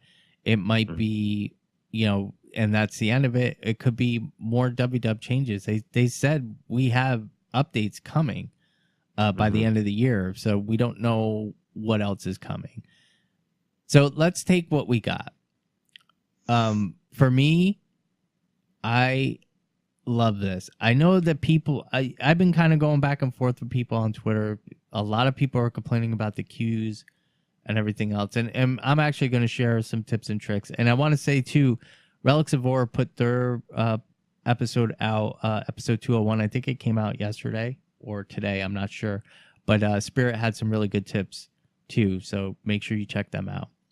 But anyway, for me, this has been a breath of fresh air. I love WW. This is why I love WW. I miss the days of a commander coming into Lion's Arch and saying, this is an all call. Everybody needs to get in WW. Our garrison's under attack. And just dropping what I was doing and getting into WW and defending our garrison, sometimes for 2-3 hours. I was the player that before a squad and before squad participation, I would sit in our garrison for 3 to 4 hours on reset night. And I wouldn't complain because that is important. That was important then. You had to watch your gates. You had to watch everything, and make sure that people aren't tapping you, because back then it took a while to build up your keep. You may notice you don't start with a waypoint. You have to get a certain amount of yak deliveries before you get your waypoint in your garrison and stuff like that.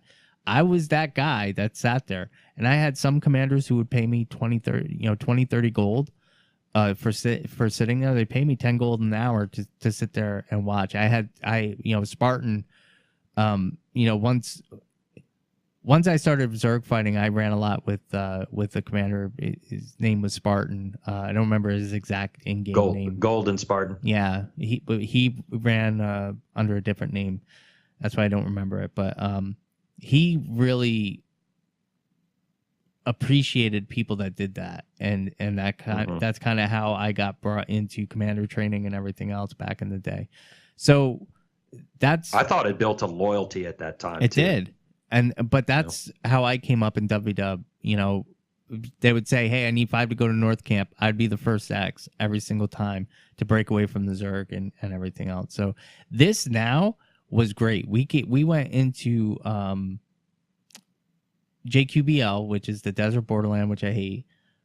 But we have a job to do. We went in on Wednesday night, and we decided that we were going to defend the North, our entire North, because it was just blob fights everywhere, and that can be fun too, but I'll get into that.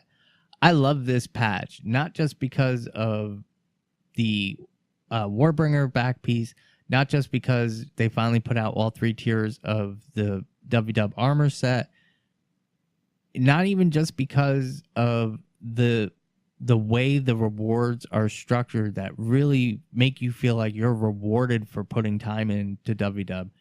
It's because there's so many people. There's so much going on. There's so many fights. There's, coordination between pins.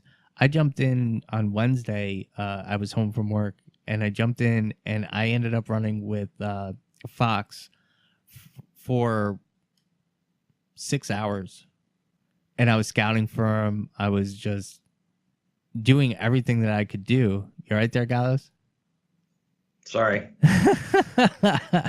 We almost lost you. But I was scouting. I was repairing. I actually had to do EOTM supply runs because we were supply starved. And this was something back in the day when they first released EOTM. What you would do is the commander would assign a certain amount of people to just port into Edge of the Mist, grab supply, and bring it back to JQBL. And I actually had to do that the other day. And it just touched on the greatness. Well, not really the greatness. It just touched on what I loved about WW back in the day. And this patch is a step in the right direction. They still have work to do. They might have to tweak some things in this patch, but right now what they gave us is a meaningful patch. and I absolutely love it. I'm ecstatic with it. All right. Makes two of us. You got anything else to add there, Sleepy? No. All right. So next, I have a laundry list of tips and tricks that I want to share. And I'm going to start with the vets. I'm going to start with everybody that's been playing WW. I'm going to start with you guys that stayed in, that dealt with, the ghost town with the desert borderlands, the population explosions from server linking and just fighting and being in there every day. You guys have to remember, all us vet players need to remember that we are stewards of this game mode. We represent this game mode. This has never been a toxic game. Well, I can't say never been, but the people that care about this game mode and the people that play this game mode, I can guarantee you, are probably not the people that are putting stupid stuff in map chat, like get out of here, PvE scrub, or anything like that. But to all of us WWers, all of us people that have played, we are the stewards of this game mode. And if we want this game mode to be successful, and we want this game mode to be populated and have fun and have good battles, we have to bring the people that are coming in now under our wing and show them how things work in WW. And it's important. I really feel that's important. I know a lot of people are doing it. I've seen a lot of commanders volunteer to take new players on and kind of teach them the ropes, and that's good. And I think we need to see more of that. And we definitely need to see a lot less of the stupid comments of go back to PvE scrub. We just wiped the PvE scrubs and blah, blah, blah. Because you know what? Everybody started at level 1. Yep. And that's that. Thank you for covering that, because I was going to do it if you weren't. I feel very strongly about it. I feel a need to help people that are coming in and train them the way that I was trained, and at least give them the basics. This is how things work in the Borderlands. This is why I put Siege here. This is why we've run this path. This is why I'm going to the west to engage somebody. This is why I'm saving this tower and letting the other tower fall. People need to understand that, and nobody's born knowing how to play WW. And if you want to have more victories and you want to have more pips, then you're going to take your guys that are coming in from PvE, even if they're only here to get the back piece. You're going to do better if you just bring them in and show them how to play. It's not hard. You could do it on the fly, So that's that. So now to the new guys. Everybody coming into WW that really doesn't know a whole lot about WW. Your overwhelming desire is going to be to run to a pin and just follow that pin. And there's nothing wrong with that. You can do that. But beware, that pin might be Kora, and she doesn't know what she's doing. That's not going to happen again, dear. That was just a one-time thing. Anyway. I mean, you don't know. I could be going in there on my own and throwing the pin up. That's a lie. I'm not doing that. I would wholeheartedly not suggest that, dear. All right. So anyway, you jump in, you don't know what's going on, and you think, oh my God, I don't know what to do. Hey, here's this commander pin going by, and he has 50 people following him. I'm going to follow him. That's how I'm going to learn how to do WW. You know what you're going to learn following the Zerg is not much. Zerg fighting is different. There's two types of Zergs. There's Zergs that only look for battle, and then there's Zergs that might attempt structured open field fighting. And there's a very, very large difference between the two. You can easily jump in at WW rank 1 and follow a pin on a borderland and be on a Taggy McTaggy Halloween Labyrinth build and just tag as many people and get all that world XP. You're going to get raffle stomped. You're going to die. You're going to be what we call a one push. And you're not going to succeed as much. Maybe you will. Maybe you're inherently good at the game mode. But you're not going to learn the game mode. And maybe you don't care about learning the game mode, but you should care because it's kind of like you're coming into somebody else's house. If you're just coming into somebody else's house and you know, you're crapping in the toilet and you're not flushing, you're going in the fridge and drinking milk out of the container, you know, eating all the cookies, eating all the damn cookies. Well, picking out the raisins. You're not a very good person. So what can you do? If you are below rank 150, I am going to suggest this to you. You're not getting pips. You're not earning skirmish battles, badges, or tickets, or anything like that. You should go into Edge of the Mist. And not because it's some separatist thing. It is very beneficial for you to go into... If you're under rank 150, you're going to learn how to K-train, it's called, or Karma train. If you go in and you pop a birthday booster... You go to your guild and you get a World XP experience boost from the guild. And you pop any World XP... World XP booster that you may have, or I believe you can still get a World XP boost from the funky Mystic ones that you make with the Mystic Dust. You pop all 3 of those boosters, you can reach level 150... 2 hours a day and probably 2 weeks, maybe 3 in Edge of the Mist. Then you're able to earn your pips. If you go in there, you're at least going to learn, you know, siege deployment. You're going to learn the best place to stand. Probably, well, maybe not the best place to stand, but you're going to get used to breaking bars on the NPCs protecting the towers. You're going to get used to your build because if you're playing your PvE build in WW, you're doing it wrong. I'm sorry, but you are. It doesn't mean you have to play a meta build, but you should be stacking. You should be looking at your build. You should be looking for heavy CCs, Condi cleanse, and a mixture of DPS. I build my warrior up with a lot of toughness. But also, I run soldier's gear with marauders weapons with berserker trinkets, and it's a hybrid build. You have to have a plan of action before you have to understand your set build. up. You have to know what you're going in to do. You have to know what type of raiding you're going to be doing. And we call it raid just because, for lack of a better term, I guess. But you kind of have to know ahead of time what your plan is. So, like, when you're choosing your loadout and your build, you build for that scheme. Exactly. So like if you're gonna be a Havoc, you know, usually it's heavy DPS, lots of speed. You don't need anything else because you're not. Well, your intention is not. We're getting too far ahead. That's too much information. Baby steps, buddy.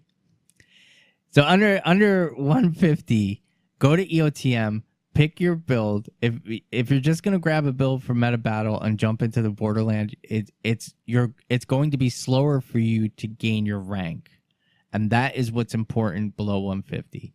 Once you hit 150, jump into a borderland. Don't go to Eternal Battlegrounds yet.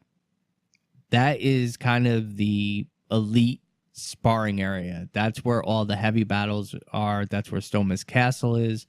Stay in a borderland. Pick a borderland. And do that. At least if you're in Edge of the Mist, getting up to the 150 to the 150 rank, you can get used to your build. Like I said, you can get used to moving in a Zerg. You can kind of see positioning when you're fighting.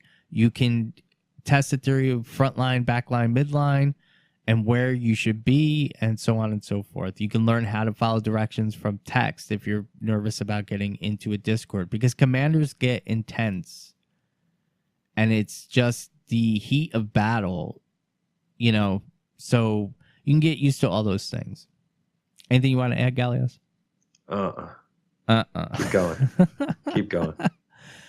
So once you hit level 150, you know, WW rank 150, now you can earn pips. Come into the battlegrounds, into the borderlands.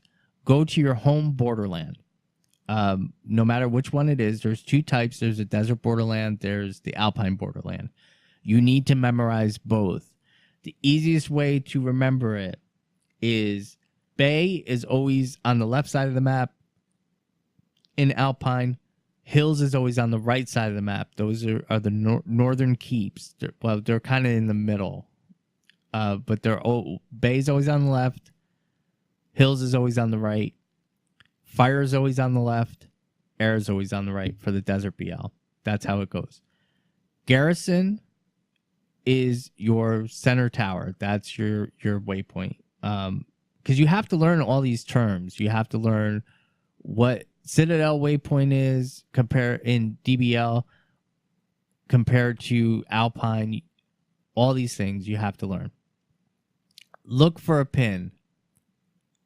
Don't just follow the main pin.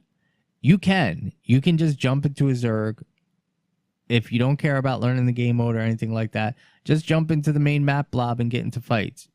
If you die a lot, people aren't gonna like you, and that's when they're gonna call you a PvE scrub, which they shouldn't be. But you should be able to stand in the battle. If your commander is not falling, then you should be standing right with your commander. You shouldn't be dying off. And that's not all the time. Mistakes are made. I still position myself incorrectly and get killed. So what I'm saying is just learn the game mode, learn the flow, learn how things work in the Borderland. If you start off in Edge of the Mist, it's a good way to keep the Borderlands open to reduce queue times while you're actually getting rewarded with karma and world XP. Like I said, if you do, me and Packlin used to do Edge of the Mist sessions where we were getting a crap ton of world XP in EOTM. We were probably jumping 5-6 levels in 2 hours with the right amount of boosters going. So once you get there, move on to the next stage. Don't just look for the biggest pin because it's not always going to work out. If you want to learn how to play the game mode, look for the Havoc pin. That's, each server has their own thing on Kora. That's a purple pin. What? Do you have any tips you'd like to share? No, because I agree with you on that. Anything else? The best way to learn Havoc. The best way to learn the game mode is to play Havoc, because you're going to be getting a chance to do all these little things and learn siege placement, smaller group content. I lost my train of thought. Where was I? For new players. Tips for new players. players. Not what I just said. Tips for new players is keep your ears open. Keep your mind open too. Don't be too judgmental on people that might lose it on you a little bit. There are jerks out there. They're not trying to be, but like Gord said, they get a little bloodthirsty. Yeah. And it tends to get them excited, and they might say something they don't really mean. But you need to ask a lot of questions to people, but don't do it in team chat. Don't do it in map chat. And don't whisper the commander. Yeah, don't ever whisper the commander.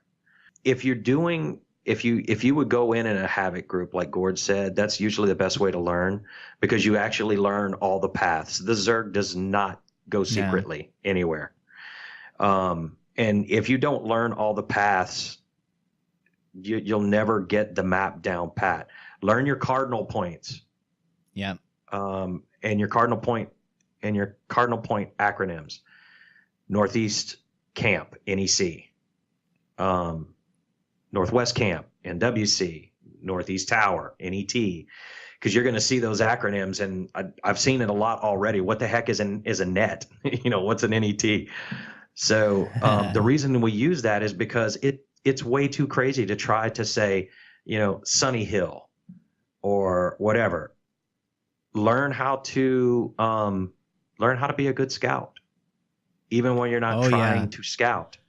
This is an important point. If you see one enemy, you're scouted. If you see 5 enemies, you're scouted or have a group to the northwest. If you see 10 enemies or even 15 enemies, depending on the size of your squad, then you have incoming.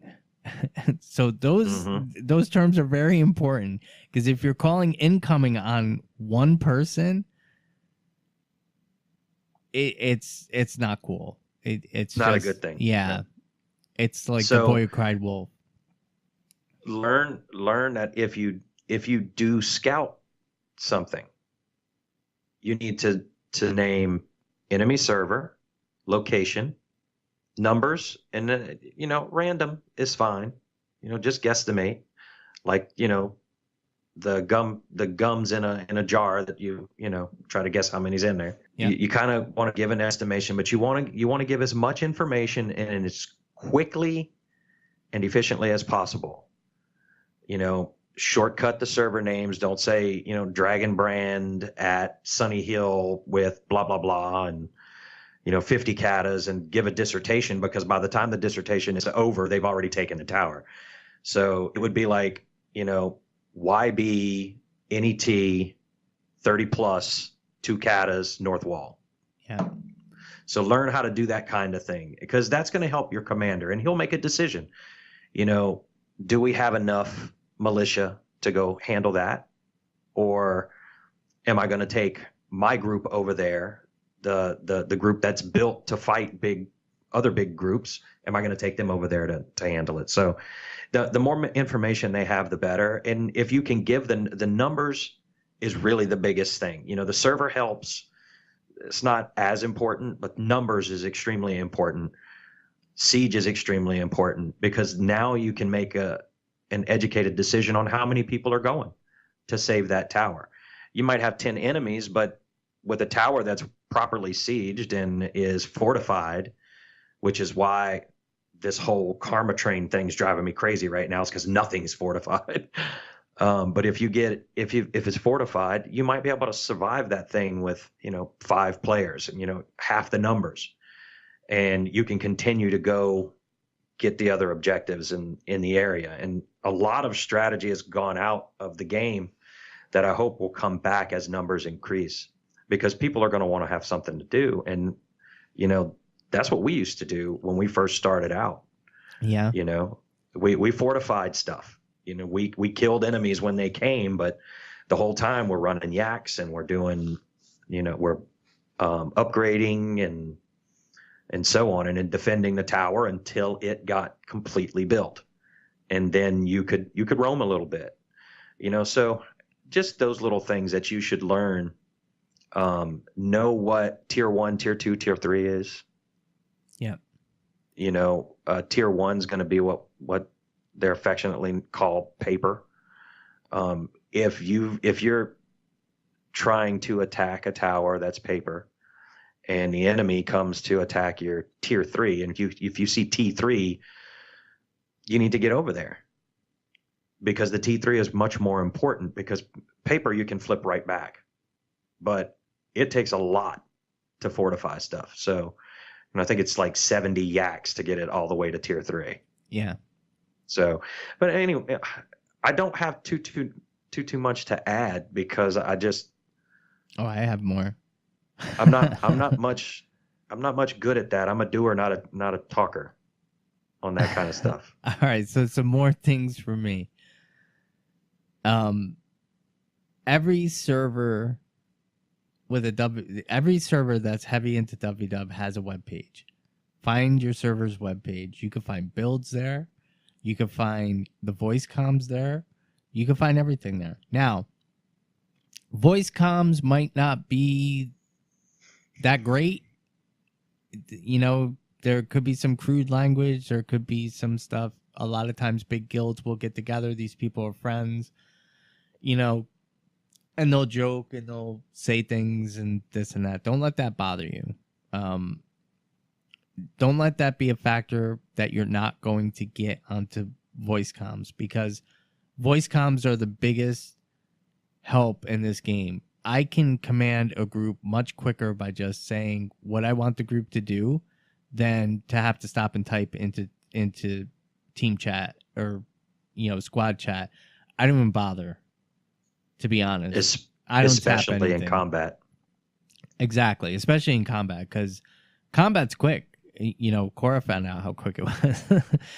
It's fast, and you have to listen, and you really have to listen to your commander and get to know what they're saying, because especially in big Zerg fights, it's like they're throwing stuff up like stabs up, AoEs forward, wells down, light rings down, leap, melee bomb, big water on pin, big bomb water on pin, water on pin, blast, blast, blast, blast, blast, and you're not gonna know what any of that means, so you kind of have to get to know your server. Like our server has videos up, that are private to our server that you can watch, and you can actually watch battles in progress, large group battles, and you can hear things and then ask on the forums, hey, what does stabs up mean? And that just means put your stabilities up for melee, because melee always goes in first. So find your server, find their voice comms, get on there and listen to it. Some people, I can guarantee you, and I think I might have already said this, but I can guarantee you that the people that really care about this game mode and care about their server, have server loyalty and stuff like that, are not the people that are saying go home PvE scum in Correct. map chat. Because if you're playing the game mode correctly and you're actually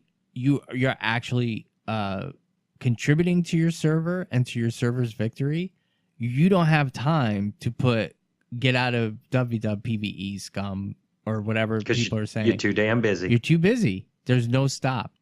Again, Wednesday night. I know most of the commanders and most of the players that are on Discord on JQ, every time they hear that ding go off in Discord, they say, welcome, user. Yeah. Welcome, player. Yeah. And they'll even assign someone to give instruction in their squad. Yeah. To new players. So don't be afraid of it. Exactly. I used to be. Just get I in hated there. it. Yeah, just get in there. But you can mute your mic. You don't even have to talk. Just listen. Yep. So voice comms and find your server's webpage. And another thing too, having a commander tag does not make you a commander. If you don't know the difference between North Camp and Northeast Tower, you're not a commander.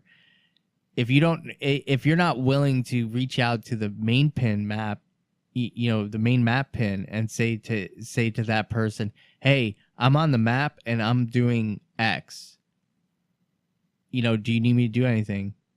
Then you're not being a good commander.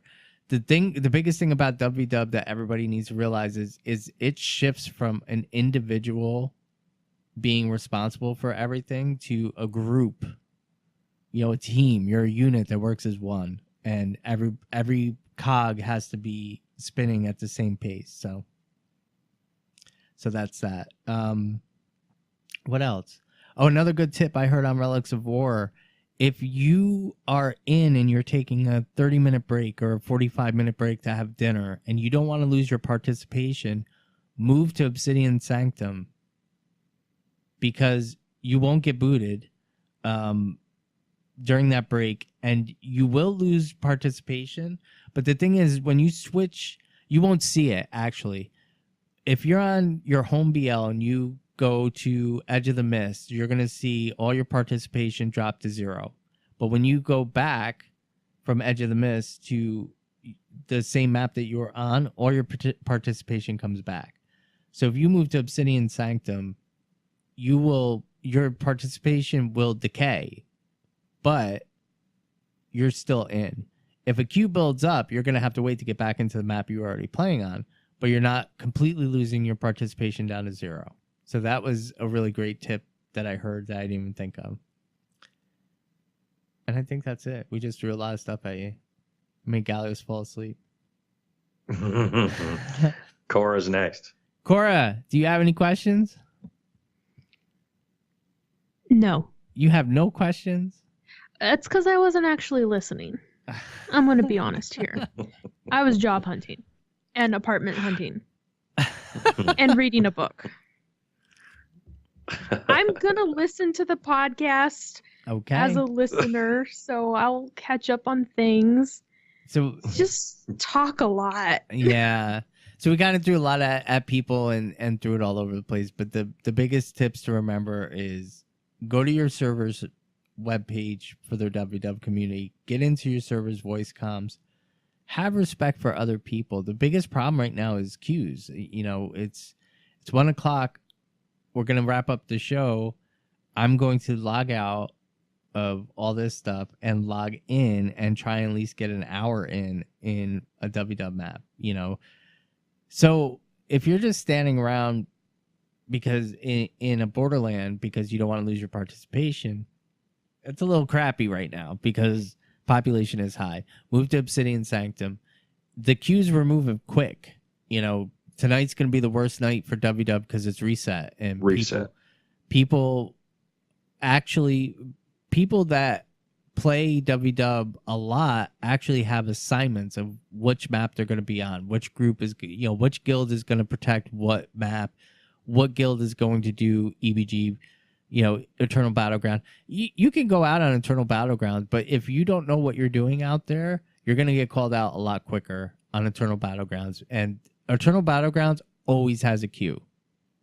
So you might as well give that space. You don't get anything extra for Eternal Battlegrounds. You don't get any extra pips. You don't get any extra rewards. It's not like you get higher tier rewards or anything like that.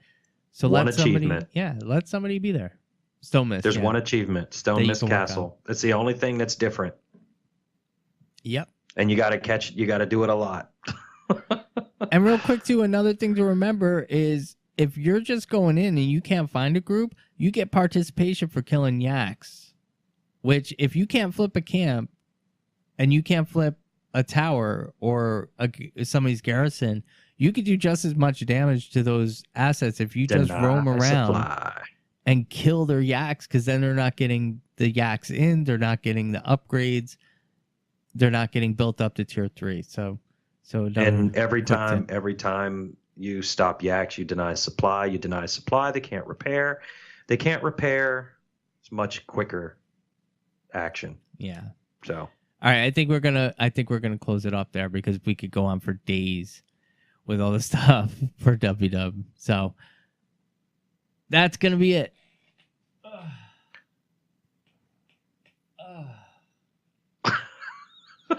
I'm getting tired now too. No. So that's going to do it for our coverage of the WW patch and our tips and tricks for everybody. So we're going to take a quick break and we will be right back.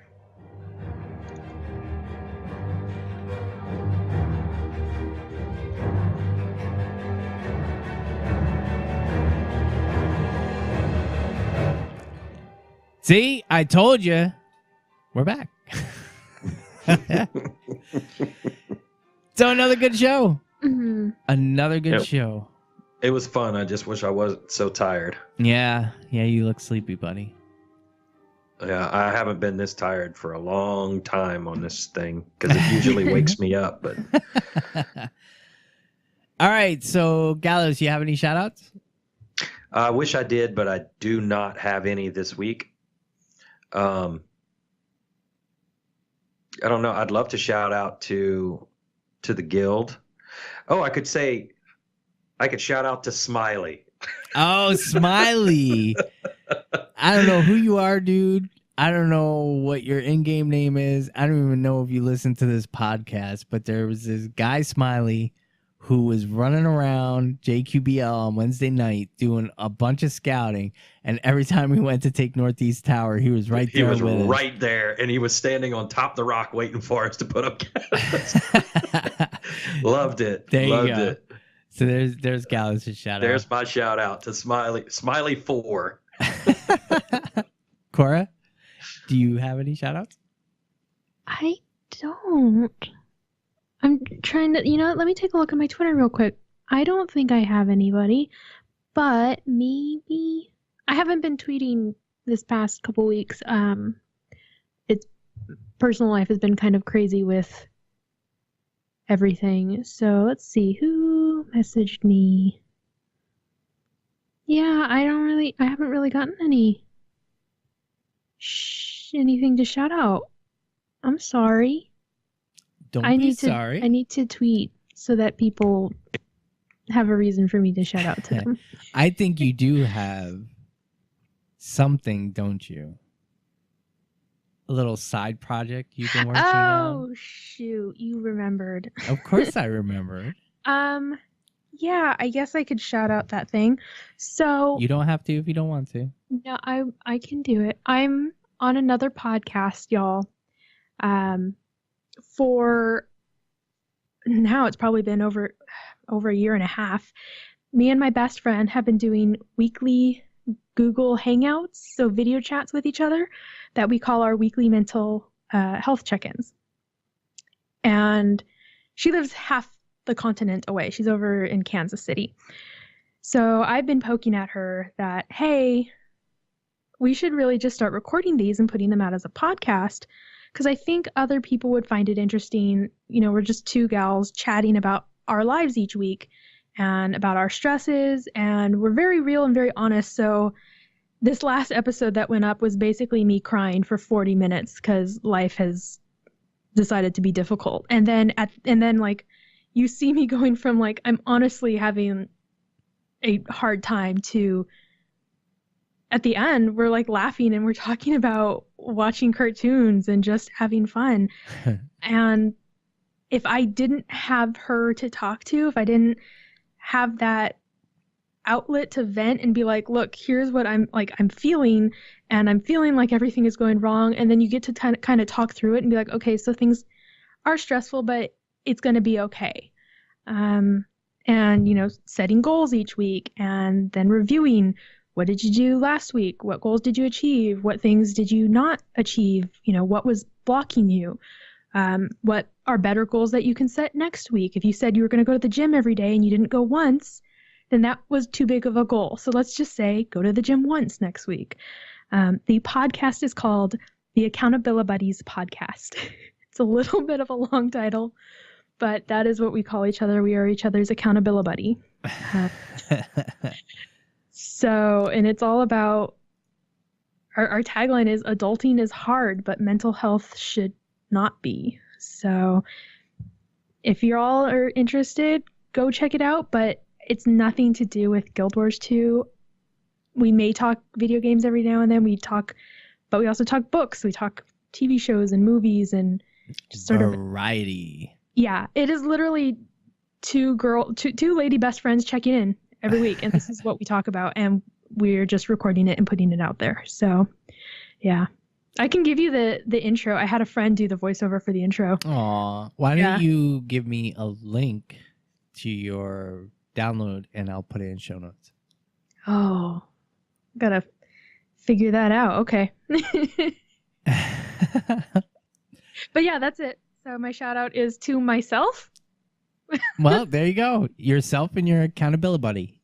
Yeah. Oh, if you want to follow us on Twitter, we are at AC Buddies Cast. So there you go. Shout out to me and sweet Anna. Hey, Anna.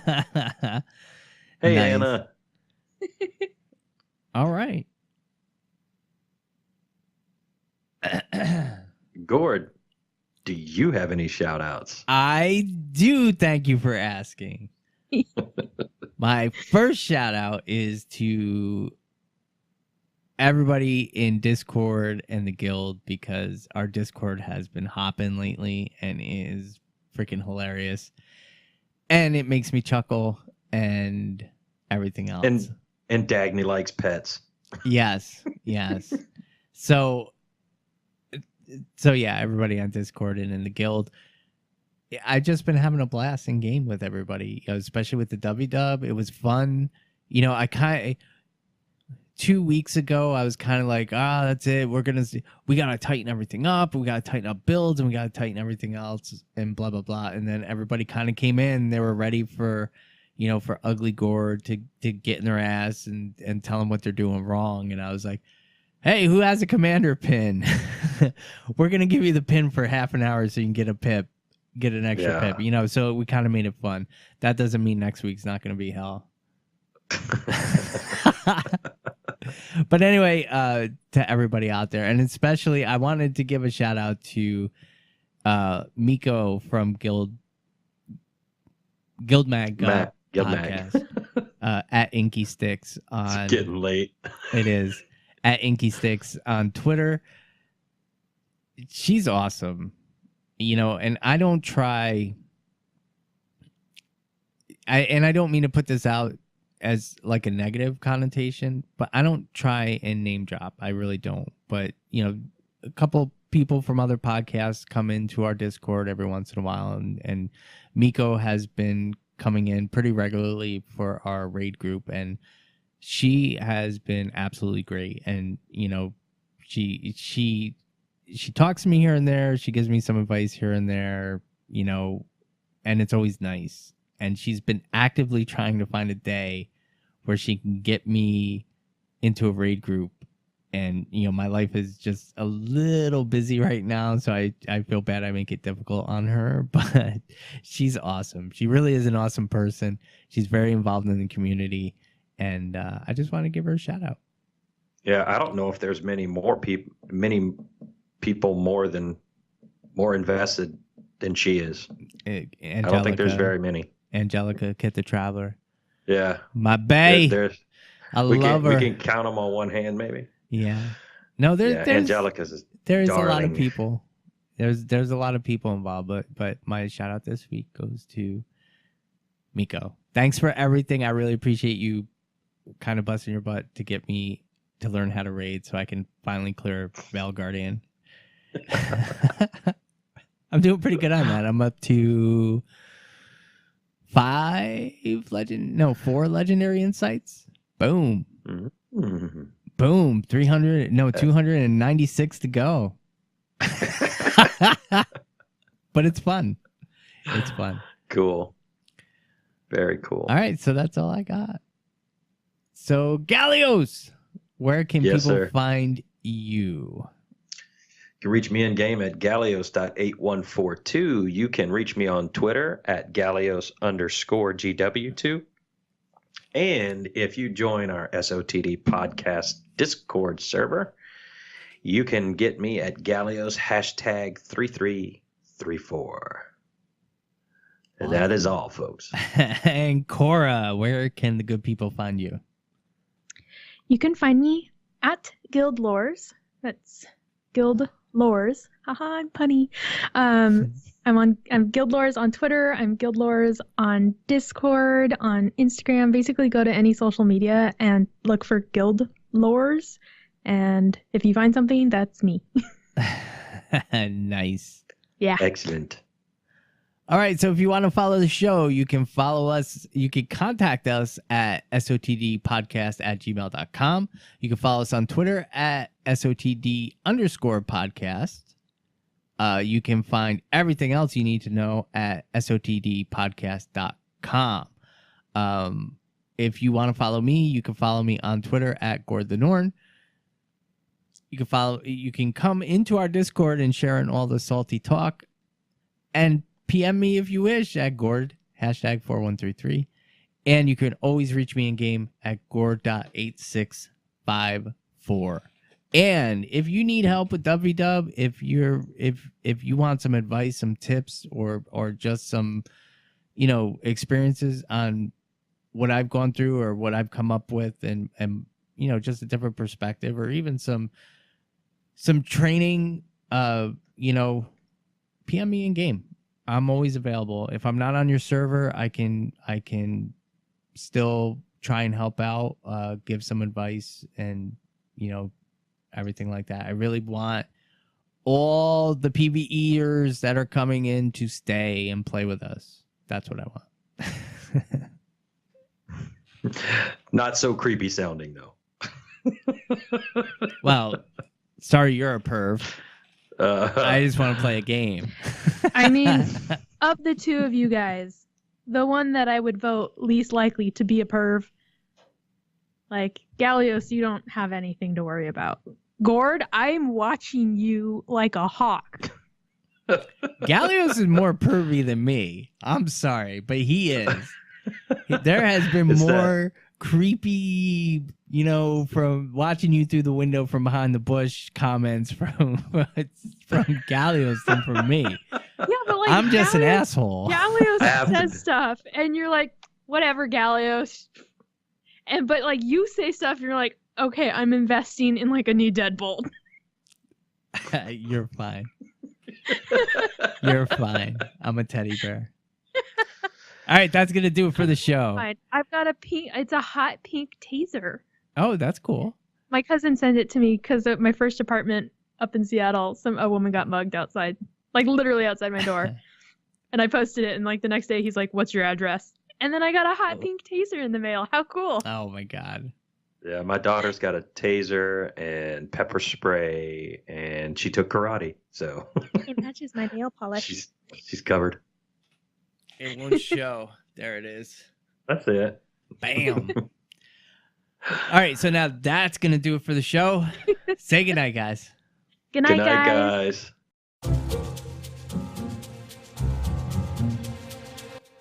What's that? Oh, math. Why do you hate me, math? Hold on. You have a calculator on your computer. I'm doing it. 350 and your cell phone. plus 525 plus 700 and a possible 825 plus the 50 that I forgot